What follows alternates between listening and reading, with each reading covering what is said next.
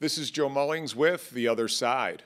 Today I'm really excited because we are going to be chatting with three industry executives who represent what I've always referred to as the engine, the heart of the medical device industry. And that's the partners that we have in the contract manufacturing, contract design, and basic back-end support of the magic that's done on the front end. Today's guests, I've got Dan Kasprzyk, who is the founder and CEO of POBA. I've got Julie Schulte, who is an executive with, and I'm going to let Julie explain that one to you because she covers so many bases as a leader in the industry. And I've got Craig Berky, and Craig is out of Nagelrider, but Craig is also CEO of a company out of the Nagelrider Incubator Accelerator. Now, I'm purposefully explaining it that way because it's going to show you the transition in the contract manufacturing world and how there can be many solutions up into our OEM world. So, Julie, will you take us out of the gate with your role and your experience in the industry? Sure. Thank you, Joe. And thank you for the opportunity to participate in this discussion. I love the contract manufacturing space. I've spent almost 20 years of my career exclusively focused on contract manufacturing, the first 10 in commercial roles of varying degrees. I then went back and got my MBA with an emphasis in marketing and had the opportunity to serve on a couple executive teams in a sales and marketing capacity. In 2017, I founded a company called Champer, I should say co-founded with a couple other people. And Champer is an online marketplace for components for medical device engineers.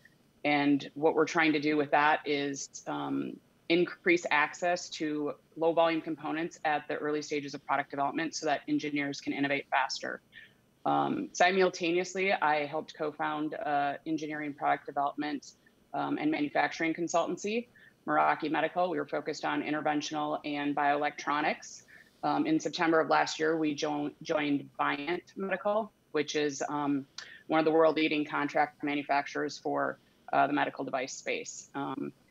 And so I serve in a dual role right now, and I'm just really excited to be part of where our industry has come, but also looking forward and all the new opportunities that are going to come out of the current, situation.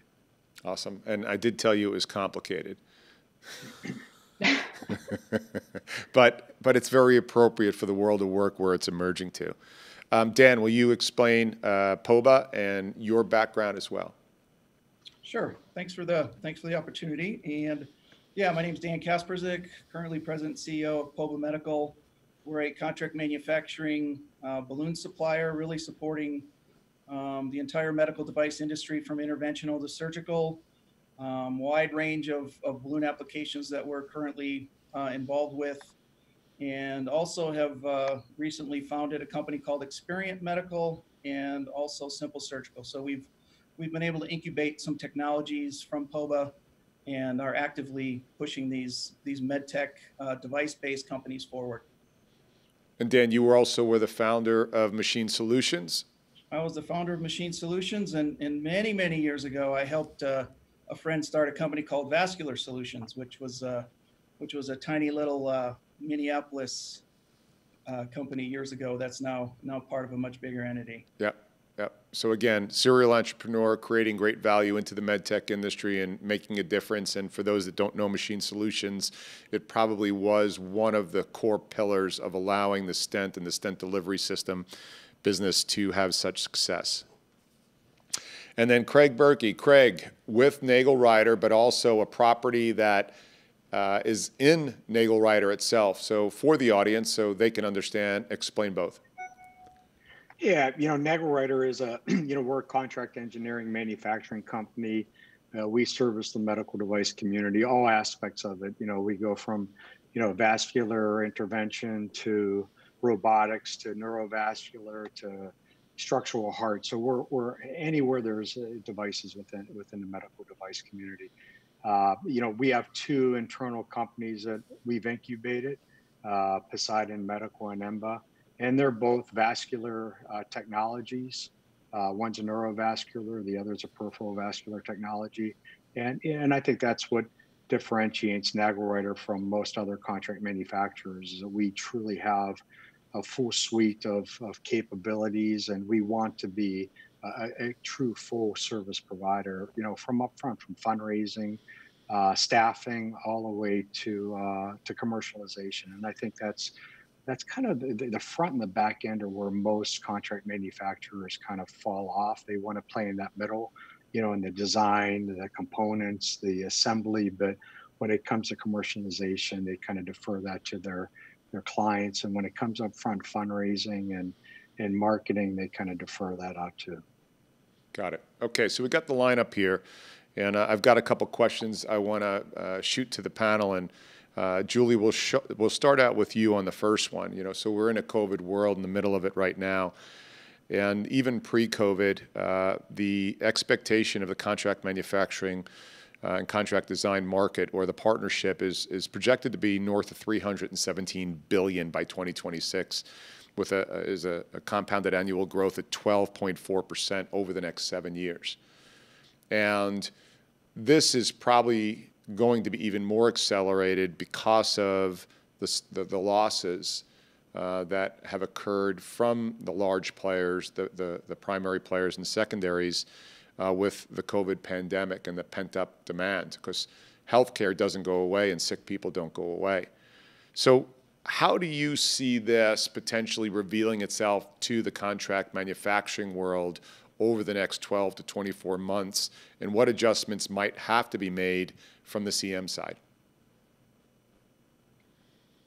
I mean, I do see, some short-term challenges for sure. I think it's something we've been asking ourselves, and we've been asking the customers, frankly, is, can we build ahead so that we're not in this situation of either trying to catch up or having to accelerate manufacturing, 6, 9, 12 months down the road. But I think there's just going to have to be a correction, frankly. I think the procedural volume will continue once we get back to a normal. But until then, the hospitals only have so much capacity, right? And there's only so many doctors. And we were already experiencing what was going to be a shortage of those resources anyway. So there's only so much demand that the system can accommodate. And I think we're going to see a correction. I think it's not going to be a quick return. In my opinion, I know some people are projecting Q3, Q4, especially on the elective procedure side, which I think has really made the demand, the most volatile.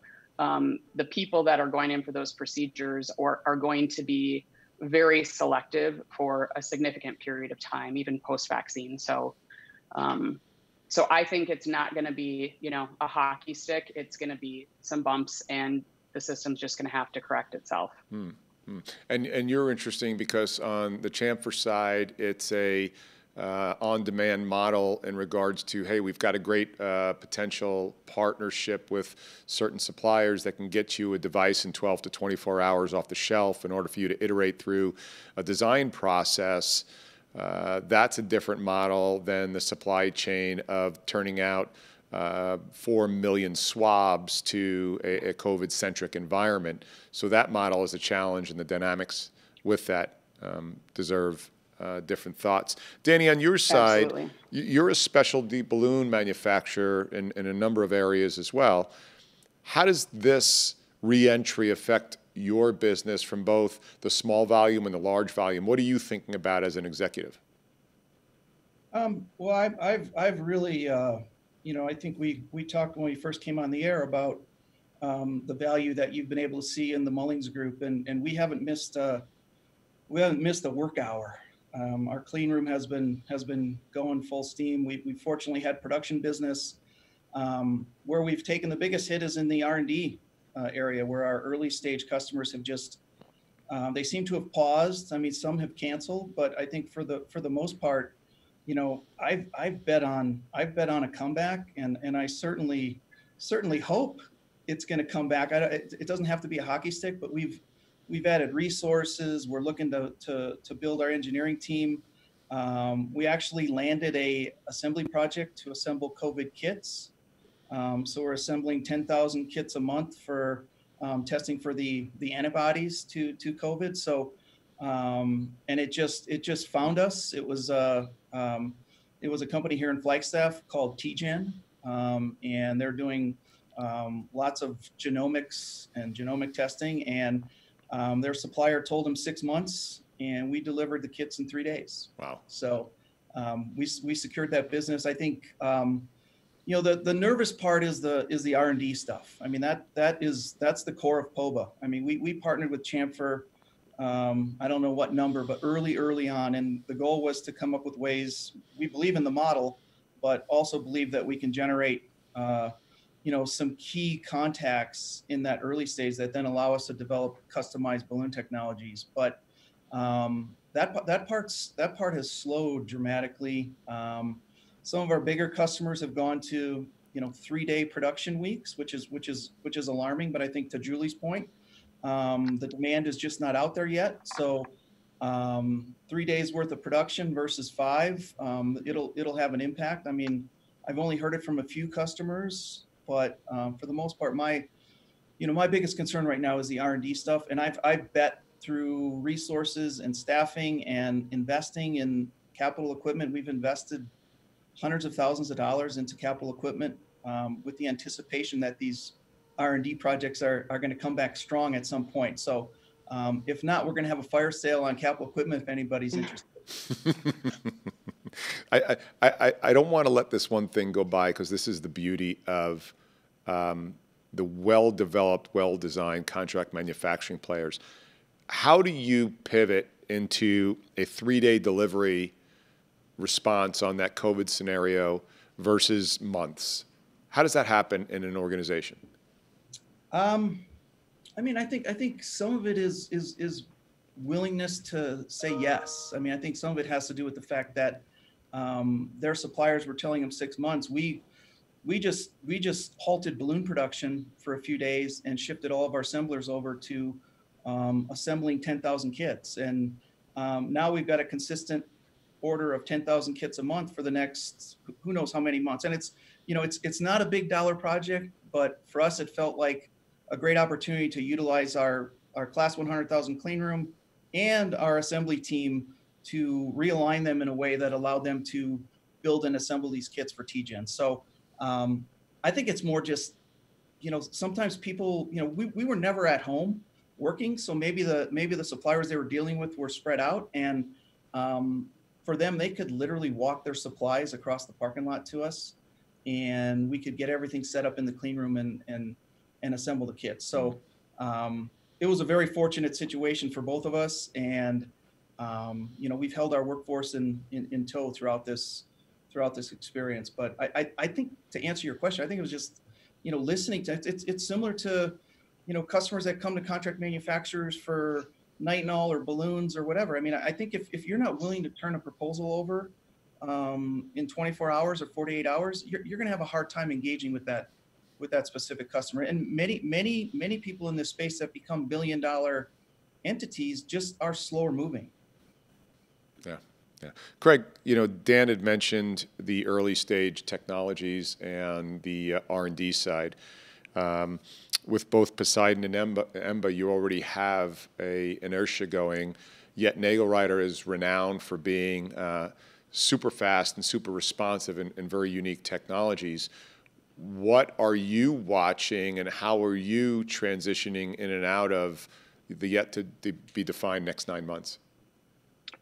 Yeah, that's a good question, Joe. It's we're seeing a shift. And our ability to be successful is how we engage. How do we track this shift?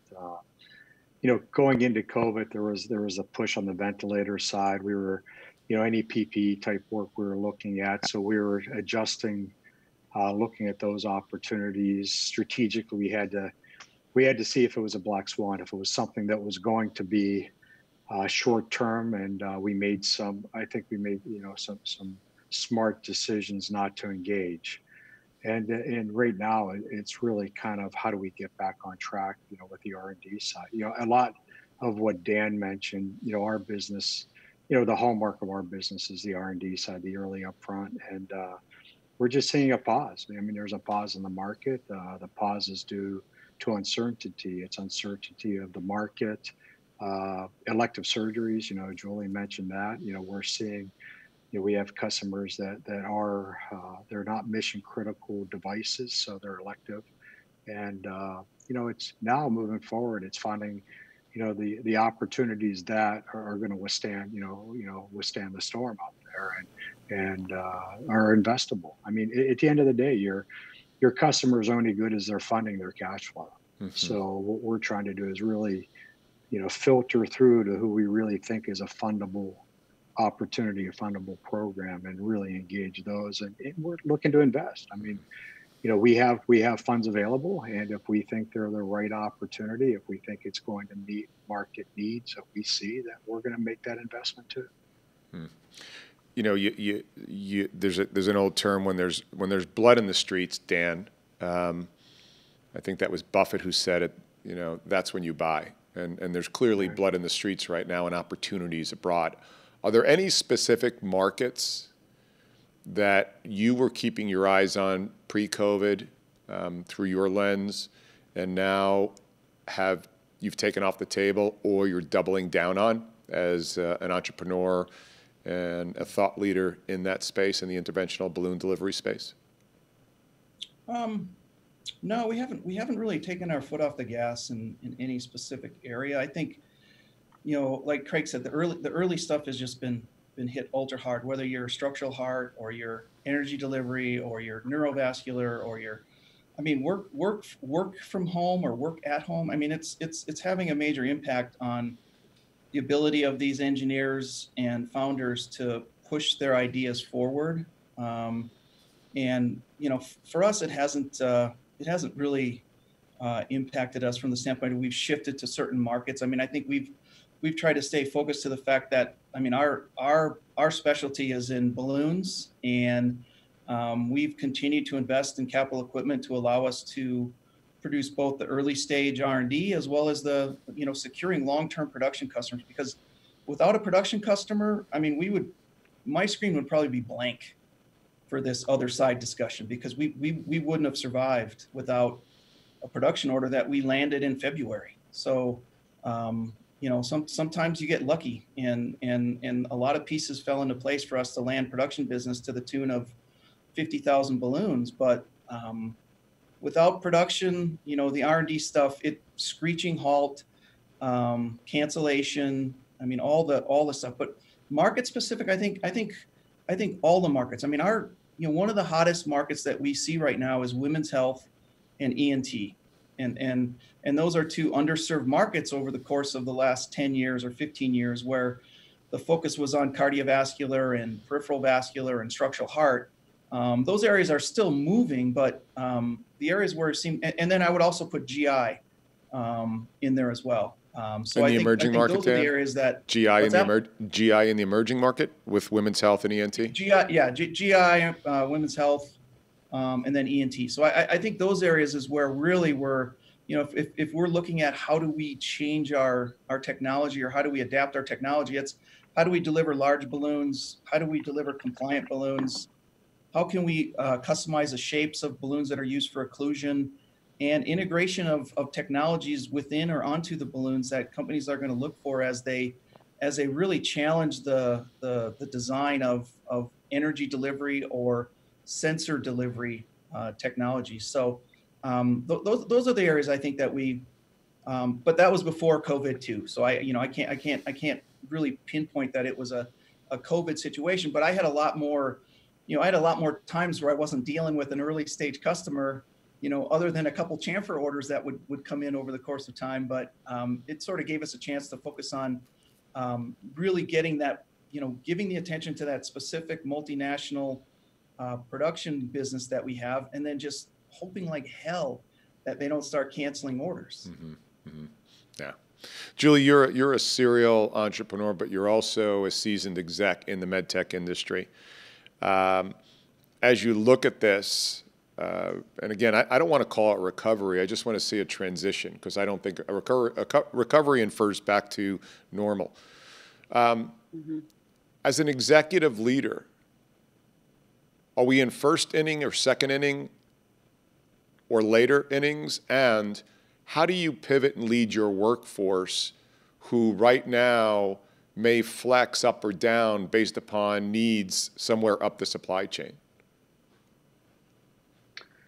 Well, it's a great question, Joe.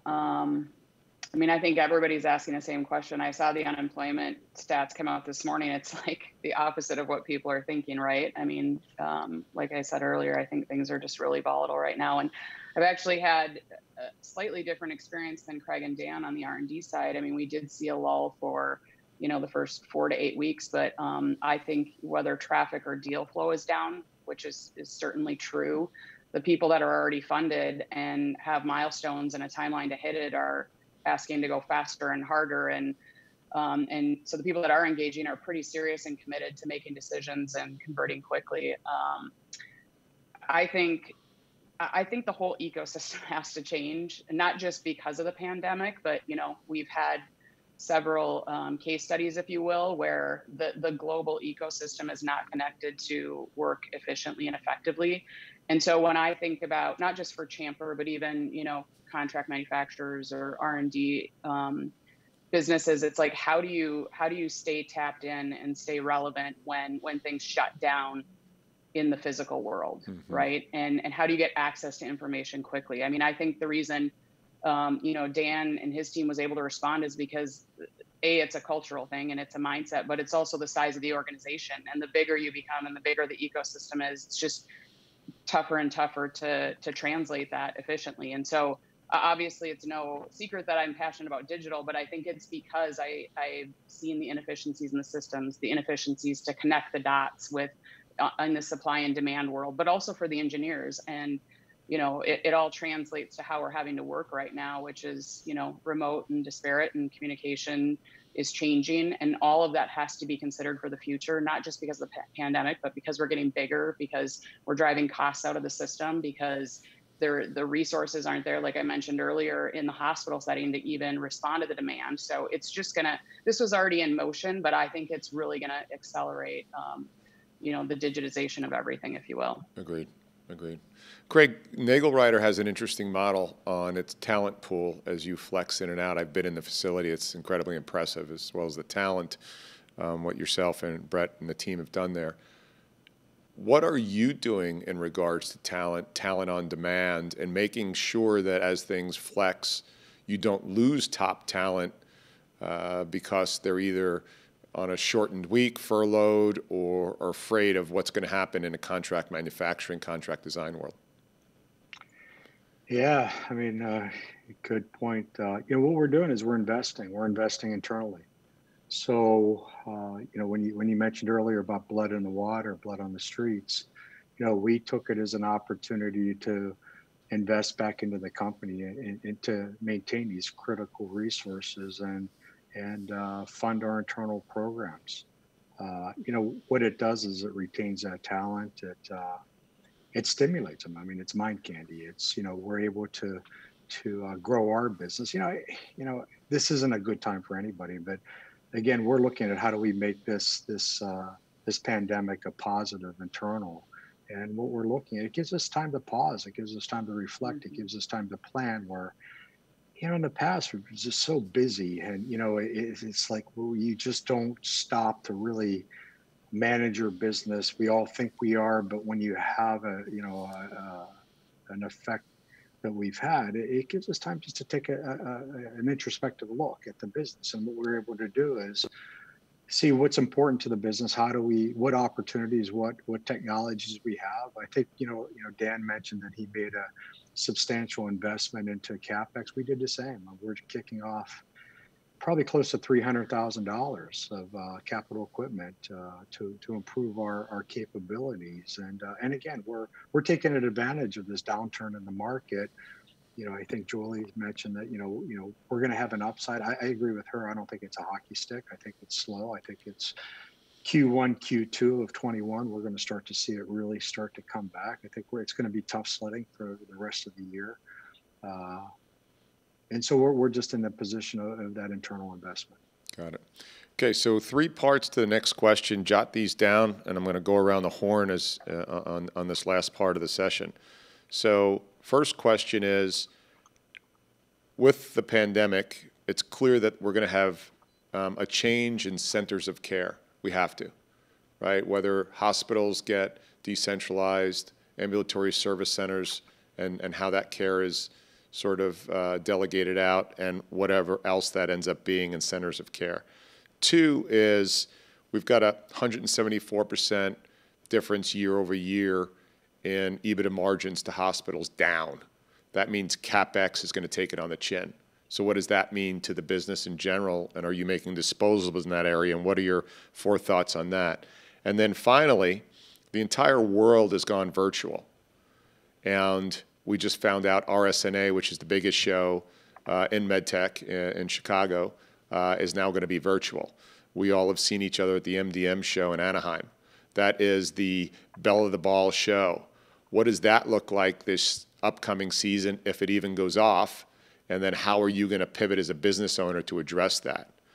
So let me come out of the gate. First, Julie, let's go to centers of care. Does that influence how you're going to do your business? And do you think the industry is going to change on how and where care is delivered? I mean, everything starts with the patient. So to say it doesn't impact the business, I think would just be false. But I think focusing on where our customers, which is the OEMs, are focused and what the needs are. I mean, both Craig and Dan touched on, the demand for PPE, and people had to shift really fast and had to respond. And where there was capacity in the system, a lot of people were able to accommodate it because, I don't want to say there's not a regulatory path, but it's much simpler than a lot of the stuff that we're working on a daily basis. So I do see the center of care shifting. I was talking to somebody yesterday who said there were hospital systems that were just going to have to close down or be dissolved into larger systems. So how that's going to play out, I'm not exactly sure. I think the one other thing that's been interesting to watch is the vacancy that's in the systems right now. So it's there wasn't the ability to say, let's separate and respond to the COVID situation here and have some level of ongoing operation for the hospitals. It was like all or nothing. And I think that was very damaging, and that probably, there will be a long-term effect there. So hopefully the hospitals are using this as a learning experience and can recreate their ecosystem to respond, to the fluctuations in demand. But yeah, I certainly think we'll see something. I'm just not exactly sure how that'll translate. Got it. Craig, the CapEx market, so 174% down year over year in EBITDA margins. And with the centers of care potentially changing, who's going to buy $1 million robot and make a decision right now? And then what does that mean to anybody servicing that market, even on the disposable and the effector side? Yeah, it's interesting. We were at the disruptive, we saw you at the disruptive surgery conference in early March, and there was a lot of talk about the robotics industry. I think it's opportunities. It's opportunities for the smaller robotics companies to make a play that you're not going to make that million plus investment. You're going to do a $200,000-$300,000 robot, more specialty type robotics. End effectors are going to have to be lower cost and have an increased life expectancy. So when you look at our business, it's how do you make scissors? How do you make end effectors that can withstand 20, 30, 40 sterilization cycles? Companies are going to have to pivot. They're just going to have to understand that the needs are changing. Like Julie said, it's based on, the patient's needs. The surgical centers, they're not getting the traffic that they need to survive. Margins are down, and they're going to have to reinvent what they do. They're not going to have the budgets for these investments, these significant investments. So, that's what we have to be in a position is when they come to us, and we can guide them. We can guide them on what you can do, how you can design effectively, and for longevity. Danny, MDM show, I always come by your booth. It's one of my favorites to go by. One, it's like coming home. Two is you always have a good happy hour there as well in Anaheim. What is this industry going to do without that show in Anaheim? It's a good question. I think we don't know yet. I think we're participating in a virtual show from Stuttgart here this month. So we'll see how that that pans out, but they're positioning it over a 3-day period, and it's entirely virtual, so you can set up your customer meetings. I mean, I don't know how that's going to work. I think back to Machine Solutions in 2000, and I mean, without trade shows, we would have never scaled the business. And the trade shows really allowed me to identify the regions or the markets that I needed to implement direct sales teams. So it's gonna be an interesting. I'm kind of dreading it, to be honest. I think the idea of Anaheim being canceled this coming year, it was always the show that set the course for the year, and this year was no different until COVID. And all the way back to 2000 when we did our first trade show with Machine Solutions and shared a booth with a friend and generated 30 leads. I mean, I think continuing to grow that presence and market the product, market the company, market the brand. I mean, it's really, there's so many pieces that I think we've got to start to think digitally. We've got to start to try these virtual trade shows and see what they produce. And, the cost of the trade shows, I'm glad I don't have to bear the cost of Machine Solutions trade show budget anymore. But I also know that over the time, if you attend 12 shows a year, your marketing budgets are enormous. And for us, it was one show a year, and we could weather that investment pretty easily. So I think we're just going to have to see. There's a deep part of me that really dreads what it might look like. And but it's like anything, you've got to pivot and you've got to be willing to adapt and change to the new methods that are available. I mean, we've hired direct representation in Russia, Israel, and Europe over the last 2 months. So now we've got feet on the street, which is my attempt to essentially make up for what I'm probably going to lose from the lack of these in-person trade shows. So, but having feet on the street right now is not a great benefit in states like California or other places where the feet just can't get in the door. And the investment in growing the businesses are, it's going to be very different. So I think we've just got to all be willing to take a look at it, try it, see what happens, and then certainly adapt. I think Anaheim MDM West is probably going to go off as a virtual show, and we'll have an indication this June as it relates to the MDM Europe shows and how they attract customers and what the process is. And I think you'll just get, like anything, you'll get better at it and figure out how to use it to grow your businesses. So yeah, it's going to be interesting. Yeah, and I'm sure you're all thinking about this aggressively. Julie, you've got an interesting model in a couple of your solutions, whether it's Viant or Chamfer. Chamfer, there's not really a device sitting on the floor that you hold and you touch and you can show, a core competency of excellence in, like blowing a balloon or extruding a catheter. But how about the other platforms and organizations that you're involved in? There's no device show that's more visceral than the MDM show, where you put your hand on the product and you get to play with the gadget. So what are you thinking about? I mean, I think Dan hit it on the head. It's like we're not sure. I mean, it has to go digital. I think I've been bullish on even MDM. Early on, I was like, this is not coming back anytime soon. And they're like, no, by February, it's going to be fine.